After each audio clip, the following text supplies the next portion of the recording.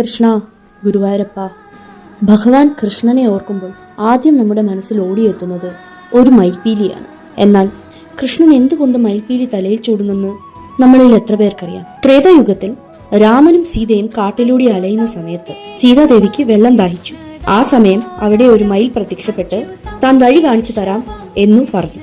വഴി കാട്ടാനായി മുന്നിൽ പറന്നു നീങ്ങിയ മയിൽ പോകുന്ന വഴിയിലെല്ലാം തന്റെ മയിൽപീലി കൊഴിച്ചിട്ടു.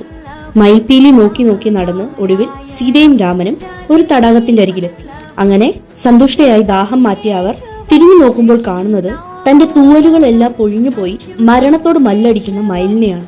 ഈ ഒരു കാഴ്ച കണ്ട് വിഷമിച്ച രാമൻ മയിലിനോട് പറഞ്ഞു തന്റെ അടുത്ത ജന്മത്തിൽ ഈ മയിൽപീലിക്ക് വലിയ ഒരു സ്ഥാനമുണ്ടാവുമെന്ന്. അങ്ങനെ അടുത്ത അവതാരമായ കൃഷ്ണാവതാരത്തിൽ കൃഷ്ണൻ മയിൽപീലി ചൂടി.